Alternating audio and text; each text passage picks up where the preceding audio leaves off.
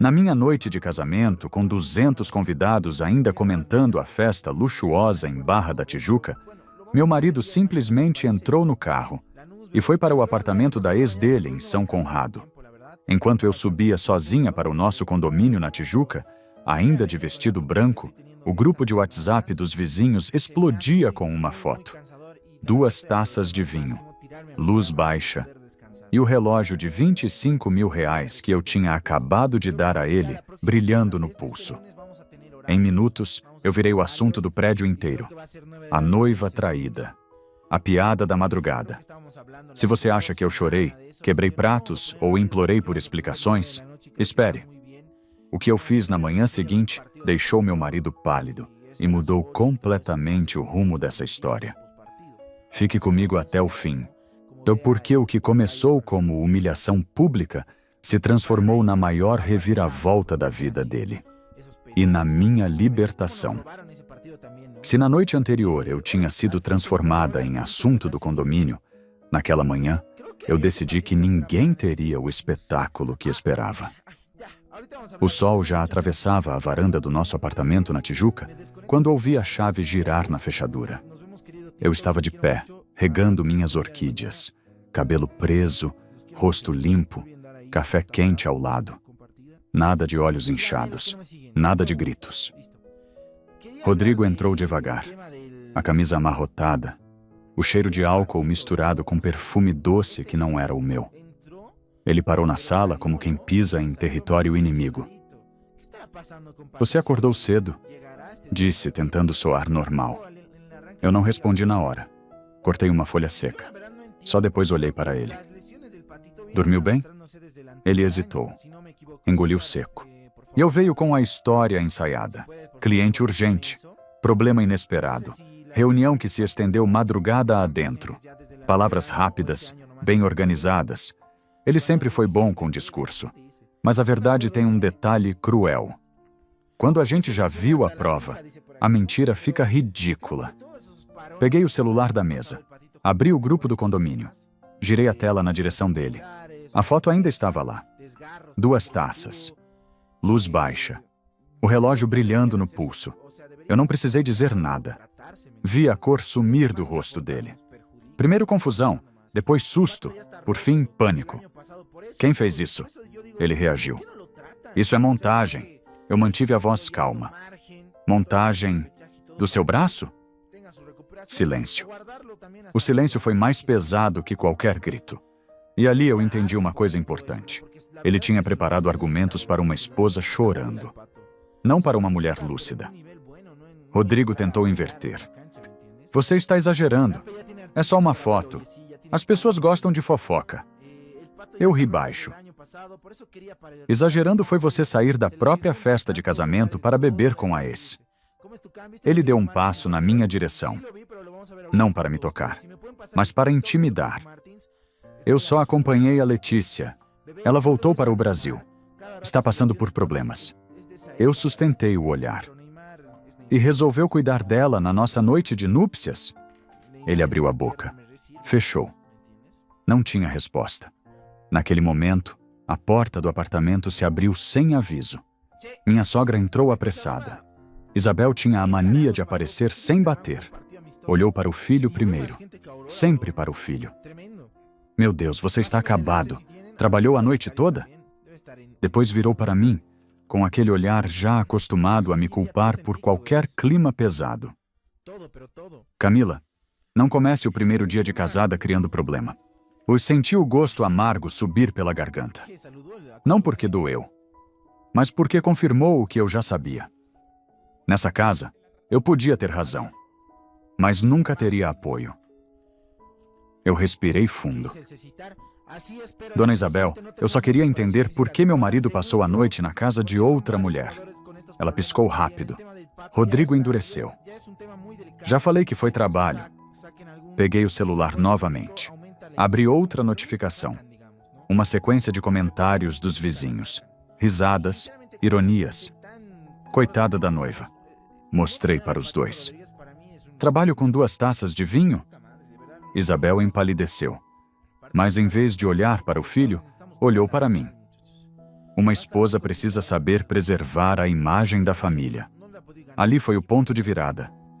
Não era sobre traição. Era sobre aparência. Rodrigo aproveitou a deixa. Está vendo? Você está transformando isso num escândalo. Eu caminhei até a varanda. Te deixei o vento bater no rosto. Meu coração estava acelerado, mas minha voz saiu firme. Eu não criei escândalo nenhum. Quem criou foi você. Voltei e parei diante dele. Se quer que eu acredite que não houve nada, então liga para ela agora, na minha frente. O apartamento ficou em silêncio absoluto. O desafio estava lançado. E pela primeira vez desde a noite anterior, eu vi medo real nos olhos do meu marido. Rodrigo ficou imóvel por alguns segundos. O celular pesava na mão dele como se fosse chumbo. Eu não gritei, não implorei. Apenas repeti. Liga. Agora. Isabel tentou intervir. Camila, isso é desnecessário. Eu a interrompi com calma. Desnecessário foi ele sair da própria noite de casamento. Rodrigo respirou fundo, passou a mão no rosto e finalmente desbloqueou o telefone. Seus dedos tremiam. Não de raiva, de medo. Ele colocou no viva voz. O toque ecoou na sala como um martelo batendo. 1, 2, 3. Do outro lado, uma voz feminina atendeu. Doce demais. Rodrigo, já está me ligando? Aquele já cortou o ar. Ele pigarreou. Letícia, escuta. O que aconteceu ontem foi um erro. Apaga as fotos. Não me liga mais.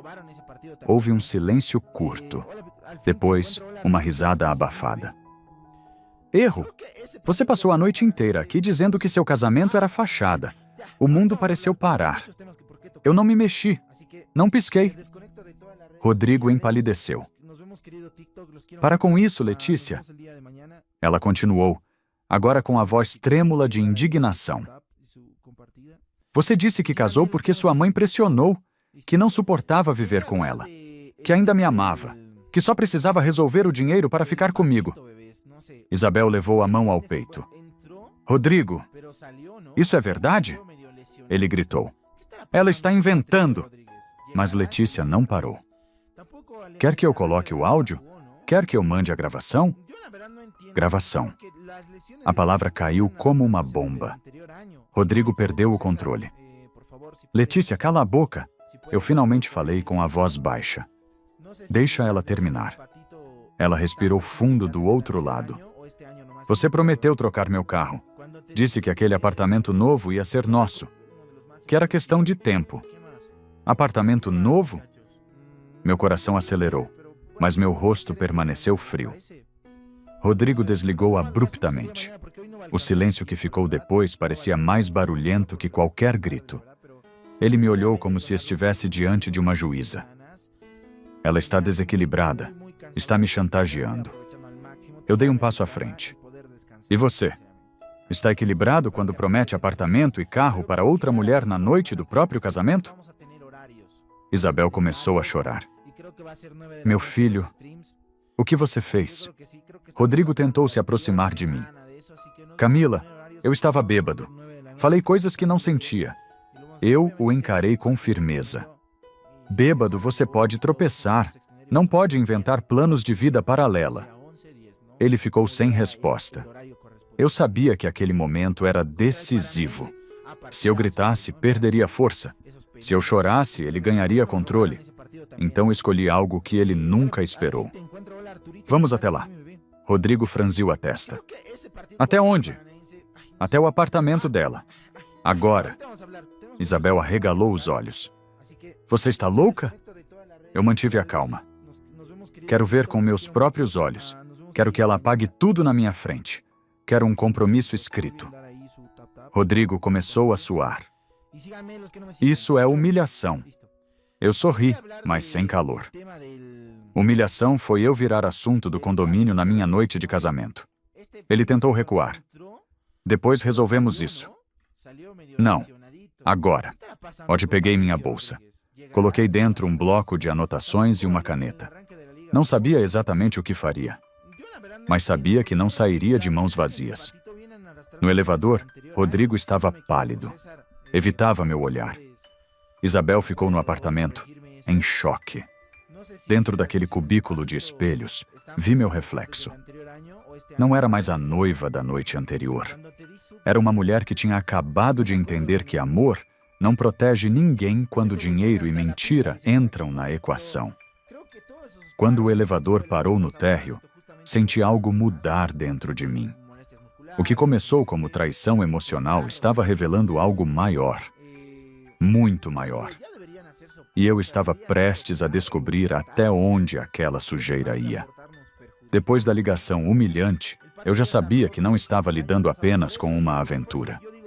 Mas o que eu descobri naquela tarde foi muito pior do que qualquer infidelidade. E Rodrigo saiu cedo dizendo que precisava resolver umas pendências. Eu fiquei em casa, aparentemente calma. Fiz café, arrumei a mesa, reguei minhas plantas. Por dentro, eu estava organizando as peças. Eu sabia onde ele guardava documentos importantes. Sempre achei que fosse excesso de cuidado. Nunca imaginei que fosse esconderijo. Entrei no escritório. O computador estava ali, silencioso. A senha ainda era a data em que começamos a namorar. Uma ironia amarga. Abri as pastas de 2024. Impostos, contratos, planilhas. Nada anormal à primeira vista. Até que vi uma pasta oculta. Apenas uma letra. L. Meu coração acelerou. Cliquei, pedi a senha, tentei datas óbvias, nada. Então, quase por impulso, digitei a data do nosso casamento. Abriu. Senti o chão desaparecer. E no primeiro arquivo era um contrato de compra e venda de imóvel em Recreio dos Bandeirantes. Apartamento de alto padrão. 110 metros quadrados. Valor total. R$850 mil. Logo abaixo, destacado, entrada paga, R$180 mil. Pagador, Rodrigo Almeida. Data, 24 de dezembro do ano anterior. Naquela noite ele disse que tinha jantar com um cliente importante. Eu fiquei sozinha esperando ele voltar para a ceia. Não era cliente. Era a entrada do apartamento da amante. Continuei abrindo documentos. Transferências bancárias, R$12 mil, R$8.500, R$15 mil. Ao longo de 12 meses, quase R$480 mil enviados para a conta de Letícia Lopes. Descrições: ajuda, reforma, urgente, reserva. Minhas mãos ficaram geladas. Enquanto eu ajudava a pagar as parcelas do nosso apartamento na Tijuca, ele bancava outro lar. Mas ainda não era tudo. Abri outra pasta. E relatórios financeiros da empresa dele. Dívida bancária, R$1.200.000. Notificações de atraso, cobranças judiciais em andamento. Aval pessoal assinado por ele. Ali eu entendi. Ele não estava apenas traindo. Estava afundando. E pior, estava usando o dinheiro comum do casamento para sustentar duas vidas. Sentei na cadeira devagar. Não chorei. Senti algo diferente. Uma frieza lúcida. Se a empresa quebrasse, os bancos poderiam cobrar garantias. Se ele usasse nosso apartamento como garantia, eu seria arrastada junto. O telefone vibrou. Mensagem de Rodrigo. Precisamos conversar sobre dinheiro. Dinheiro. Era disso que se tratava desde o começo. Quando ele chegou à noite, estava abatido. Camisa amarrotada, olheiras profundas. Sentou-se à mesa e foi direto ao ponto. Camila, a empresa está passando por um momento difícil. Já preciso de R$50 mil para cobrir um fluxo de caixa urgente. Depois eu devolvo. Eu o observei com calma. R$50 mil para a empresa ou para outra pessoa? Ele levantou o olhar, irritado. Você não confia em mim? A pergunta quase me fez rir. Confiança morreu na noite do nosso casamento. Ele respirou fundo. Somos marido e mulher. O dinheiro é nosso. Olhei firme para ele. Exatamente. Nosso.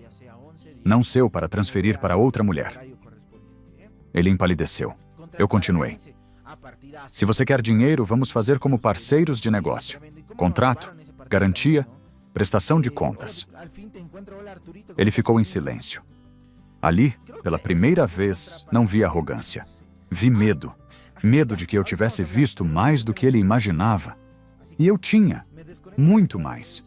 Naquela noite, enquanto ele caminhava inquieto pela sala, eu compreendi que o maior problema não era Letícia. Era o buraco financeiro que Rodrigo tinha cavado. E eu estava decidida a não ser enterrada junto com ele. Depois que descobri as transferências e o contrato do apartamento no Recreio, eu já sabia que Rodrigo estava atolado em dívidas. Mas ainda faltava a peça mais perigosa do quebra-cabeça. Ela apareceu por acaso. Na tarde seguinte, saí com a desculpa de encontrar uma amiga. Na verdade, eu queria confirmar uma suspeita. Liguei discretamente para Marcos, assistente do Rodrigo na empresa. Um rapaz educado, sempre respeitoso comigo. Falei com voz tranquila. Marcos, a empresa está mesmo em dificuldade? Ele hesitou. O silêncio do outro lado falou antes das palavras.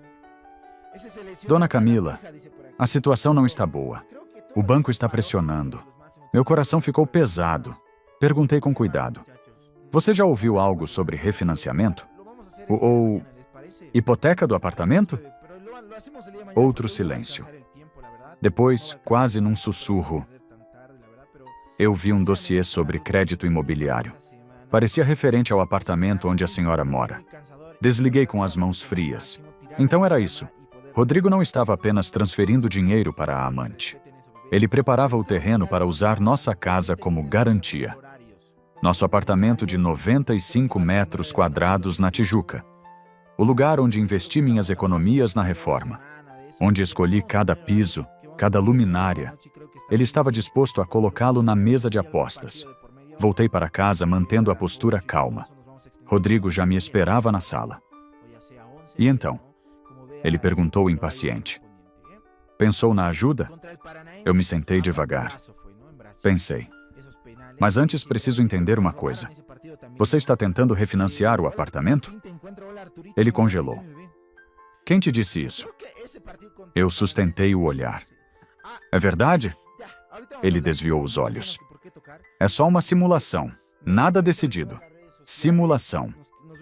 Homens como ele usam palavras suaves para decisões perigosas. E por que você não falou comigo? Perguntei. Ele levantou a voz. Porque você já está exagerando com tudo. É temporário. A empresa vai se recuperar. Eu falei baixo. E se não se recuperar? Vamos perder a casa? Sua mãe vai morar onde? Ele não respondeu. Isabel, que escutava do corredor, apareceu aflita. Rodrigo, isso é verdade? Você vai hipotecar o apartamento? Ele tentou tranquilizá-la. Mãe, é só estratégia financeira. Eu interrompi. Estratégia é quando os dois sabem. Quando um faz escondido, chama-se risco. Rodrigo começou a andar pela sala, nervoso. Você está me tratando como criminoso. Eu respirei fundo. Eu estou me protegendo. Fui até o quarto e voltei com uma pasta impressa. Te coloquei sobre a mesa. Aqui está um contrato de empréstimo. Se você quer 50 mil reais, vai assinar. Com garantia real. Proibido hipotecar o imóvel sem meu consentimento formal. Ele abriu as páginas. Conforme lia, a cor do rosto mudava. Você está louca? Quer que eu coloque nossa própria casa como garantia para você? Eu respondi firme. Não. Quero impedir que você coloque sem mim. Isabel começou a chorar. Vocês vão destruir essa família. Eu olhei para ela com respeito, mas clareza. Dona Isabel, família não se destrói com contrato. Se destrói com mentira e dívida escondida. Rodrigo bateu a mão na mesa. Se a empresa quebrar, todos nós caímos. Eu me aproximei.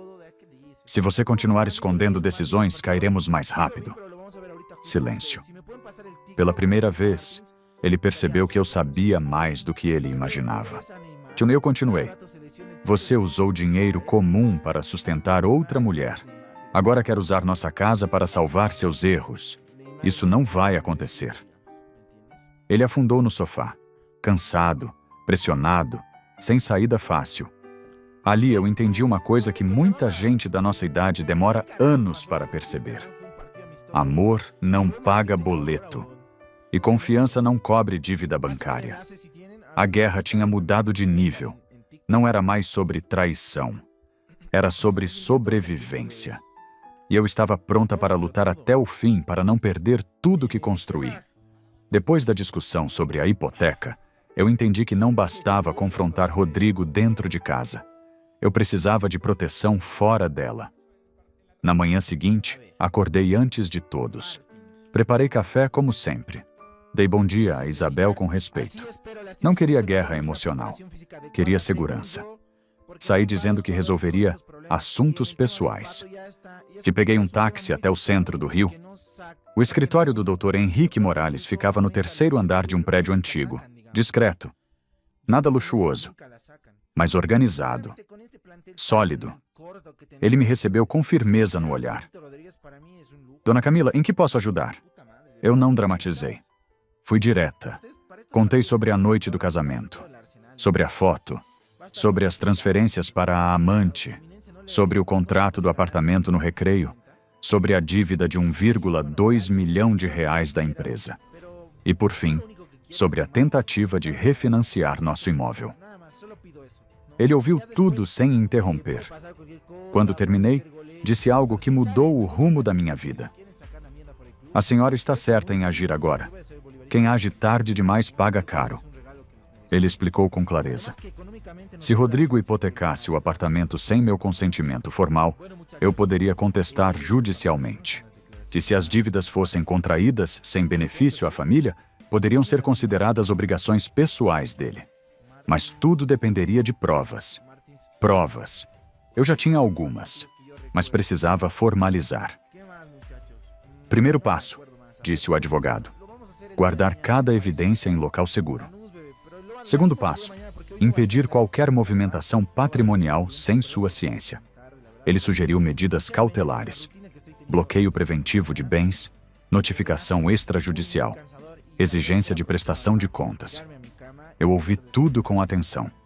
Não era vingança, era prevenção. Perguntei. E se ele pedir dinheiro novamente? O advogado respondeu sem hesitar. Só com contrato, com garantia real e cláusula de proteção. Sorri de leve. Eu já preparei algo parecido. Ele assentiu. Então a senhora já entendeu o jogo. Ao sair do escritório, mas senti algo que não sentia desde antes do casamento. Controle. Naquela mesma tarde, Rodrigo voltou ao assunto. Camila, preciso saber se posso contar com você. Eu me sentei à mesa. Pode, com documentos. Ele fechou a cara. Você transformou nosso casamento numa negociação empresarial. Eu respondi calma. Nosso casamento virou negociação no dia em que você usou dinheiro comum para sustentar outra mulher. Silêncio. Entreguei a ele o contrato revisado pelo advogado.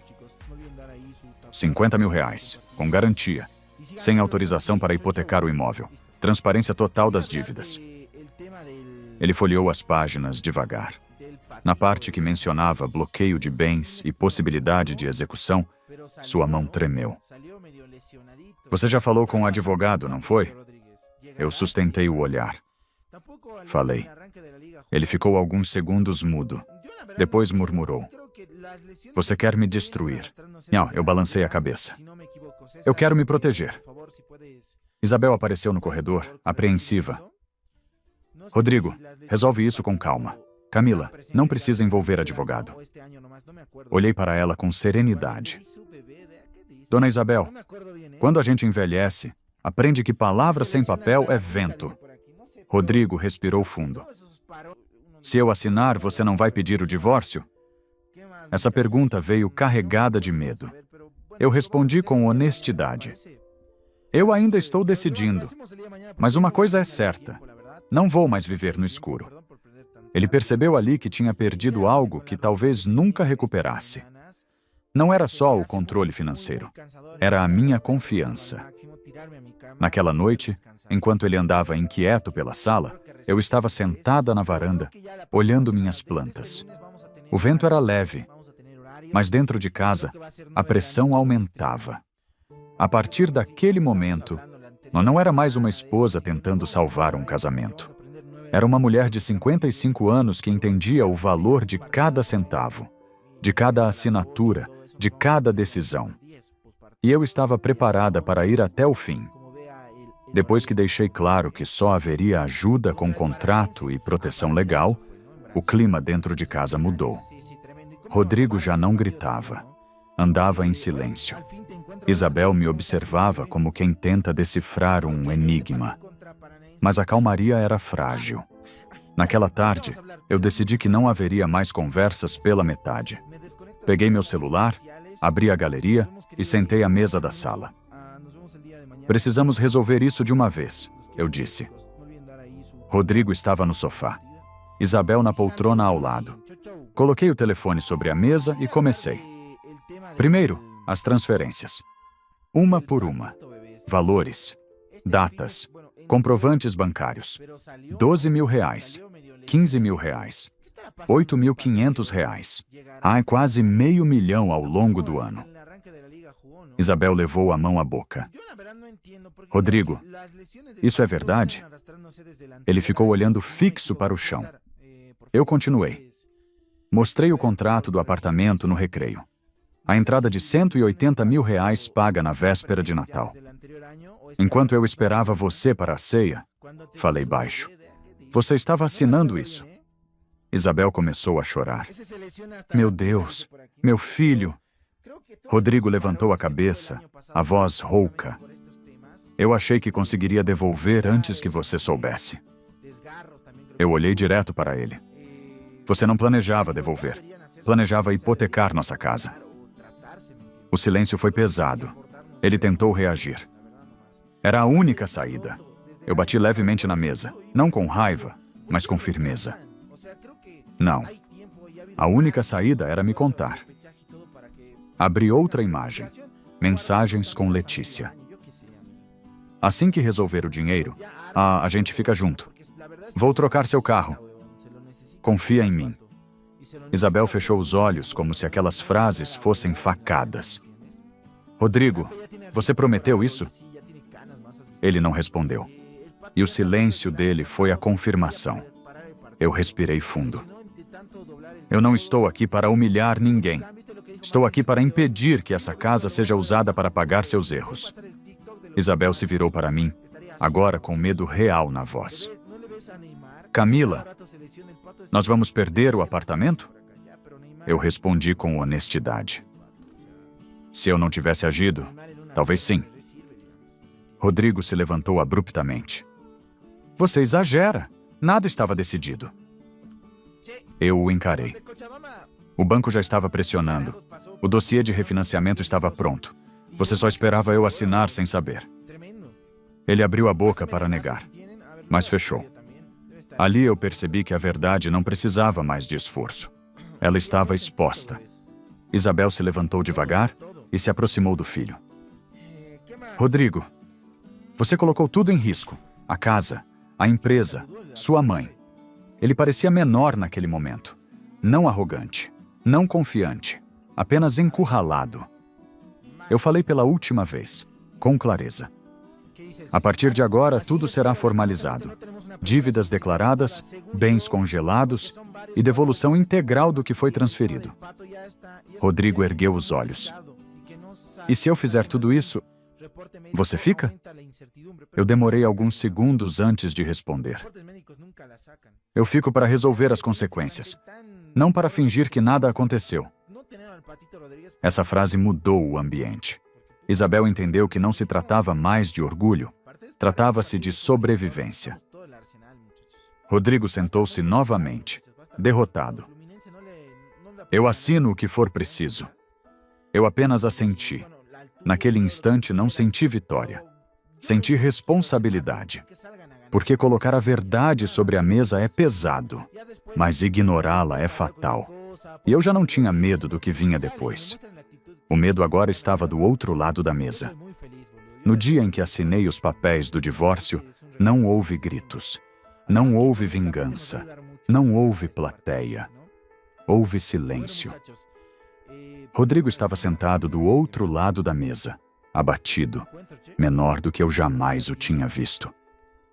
Aquele homem que saiu da própria festa de casamento para encontrar a ex, agora mal sustentava o próprio olhar. Isabel chorava baixo, não mais por orgulho ferido, mas pelo medo de perder estabilidade. Eu não sentia alegria, sentia clareza. O acordo estava fechado, os bens protegidos, a casa preservada, a devolução do dinheiro formalizada. Nada foi feito por impulso, tudo foi feito com consciência. Quando saí do escritório do advogado, o sol do meio-dia iluminava a calçada.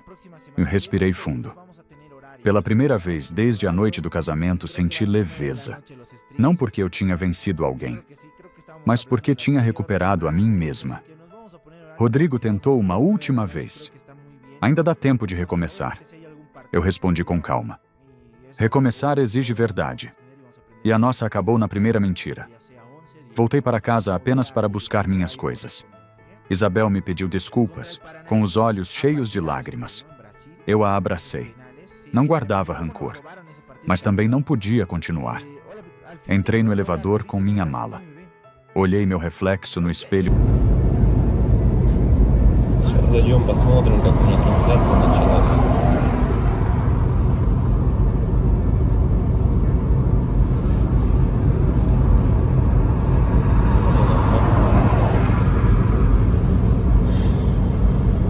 Если вот рассматривать, я говорю, задумываясь о том, что прожитые типа 30 лет, так смотришь на многих людей, которые сейчас, соответственно, живут, которым в районе 30, которые уже потеряли вообще вкус к жизни, да, радость какую-то от жизни. Таких, причем, кстати, становится все больше и больше.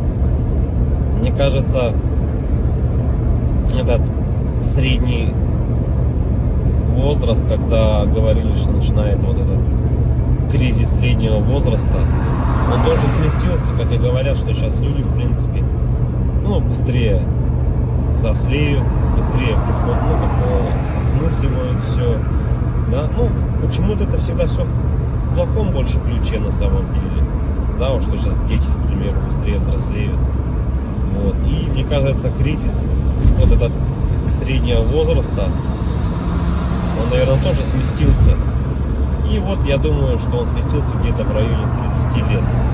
Опять-таки, это тоже не со всеми, наверное, связано. Не у всех людей так, все люди разные. И когда приходишь к той мысли о том, что помимо того, что люди сами по себе стали такие вот, наверное, депрессивные, да, времена такие сложные, да, вот это вот еще извне много каких вещей случается, на данный момент, которые людям усугубляют эту ситуацию на самом деле, вот этой депрессии, вот этих кризисов, да, каких-то переходных моментов в жизни. И непонятно, если конец этому всему, да, наступает у людей потом белая полоса в жизни, и они не могут выбраться из нее. Примеров достаточно на самом деле много. К примеру, вот сосед у меня есть такой хороший парень был. И есть, он хороший человек сам по себе. Но вот у него сейчас очень сложные времена такие, как бы дизмораль на него напала. О том, что он не реализовался в своей жизни к 30 годам, что жизнь у него кончена. И не может он выбраться из этой ситуации. Да? Как говорят, если мы говорим, что это мужики такие, да, типа слабые, да, какие-то,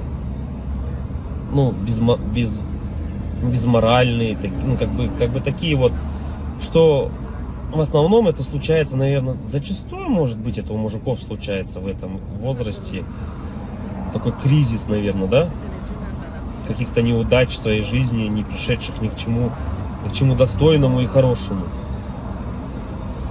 Но вопрос в В том, что это мужики такие, типа слабые, или времена такие стали, что если вот разобраться так, вот, например, возьмем даже с древних времен, когда человеку нужно было добывать пищу самому, да, там убивать мамонтов, мужику стоило там сходить на охоту. Да, на охоту он сходил, кого-то там добыл добычу, принес домой, да, что-то где-то там поделал дома, и все как бы. Ну и это, возможно, как работа тоже на ежедневной основе, да, была. И как бы мужик в то время считался, но еще воином были, они воинами были, не воевали, да. В любом случае это все такая в основном физическая была работа, типа стратегии именно добычи пищи какой-то себе. Ну, тут вот требовалось, возможно, какое-то знание, да, тут я не спорю. Но в основном это была физическая работа. Если взять, к примеру, не такие далекие времена, когда там люди вот только выходили из пещер, да, взять даже, допустим, 50 лет назад, 100 лет назад, да, когда люди работали на заводах, и что тогда считалось именно мужиком, да, таким. Разница была, наверное, с нынешними временами в том, что если ты работал, к примеру, на заводе на каком-то, то тебе было этого всего достаточно. То есть ты уходил на завод, отработал свое время, да, пришел домой, какие-то тоже там, может, домашние дела, и этого тебе было достаточно на самом деле. Как бы и все, и заключалась вся суть именно мужчин. Ну вот, как бы устроиться главное на завод и работать физически, опять-таки, да, получить какое-то образование, так, ну, как бы среднеспециальное, к примеру, да, какой-нибудь токарь, идти на завод, отработать там 8-12 часов. Это не легкая работа, я не спорю тоже с этим. Но опять-таки, этого зато было достаточно. Человек уходил, он отрабатывал там 12 часов и понимал, что ему будет всего достаточно. Ради этого и была, наверное, главная и основная мотивация. Да? И если перенесемся мы, наверное, в наше время уже, сейчас, на данный момент, то есть люди просто не знают на самом деле, как заработать, как получить жилье, как получить новый автомобиль. То есть способов получения данного результата его нету как такового. Это говоря о том, что ты будешь ходить на работу по 8, по 12 часов, допустим, сутками там работать, да, ты не заработаешь на машину, заработаешь ты на нее через 5 лет, если ты там не будешь ни пить, ни есть, как бы, да. Ну ладно, если вообще не тратить деньги, ты заработаешь год. Ну такого же невозможно, это же только где-то в сказках. С учетом нынешних трат, то есть даже при зарплате какой-то средней, там 100 тысяч рублей, ну где-то 60, где-то 70, где-то 80. Возьмем от 60, наверное, до 120. То есть, к примеру, достижение результата такой, как, к примеру, квартира, недвижка какая-то своя, это кредиты, ипотеки. То есть вот здесь и сейчас ты берешь. И залазя все глубже и глубже, то есть, как сказать, взял ты, к примеру, себе недвижимость, да, в ипотеку, пусть она будет так. Помимо тех трат, к примеру, помимо этой ипотеки, там, ремонт и так далее, тебе за эти 20 лет нужно и телефоны менять, и одежду менять, и так далее, там, кушать надо. Машины также в этот же момент менять тебе надо. И то есть это кабала на самом деле такая, она дизморальная. И к чему это все? Что же значит мужик в наше время, который ходит на завод, работает 12 часов, а денег у него все равно нету? Как бы добычу он принести уже не может, да? Ну типа он может сходить в лес, но от этого толку особо не будет. И, наверное, какие, ну, сам интернет, во-первых, расфорсил вот это вот все, то, что люди должны зарабатывать какие-то миллионы. Они должны зарабатывать. Это было бы шикарно, если бы каждый зарабатывал. Но каждый по своей сути не может столько зарабатывать, да, потому что не хватит денег, чтобы каждый. А может их и хватит, но никто никому не даст так зарабатывать. И вот возвращаясь, к примеру, к тому, что какая зарплата? Ну, 1300, наверное, должна быть в наше время, чтобы как бы себя, наверное, обеспечивать, да? Хорошо. Одному. И кто же тогда мужик в наше время? Типа, что он должен делать? Что он должен выполнять? Как бы, если он ходит на работу, но смысла от этого нету. Ну, как бы он есть, да, у тебя какой-то идет доход, но если его недостаточно. Смотришь другие профессии, другую работу, да,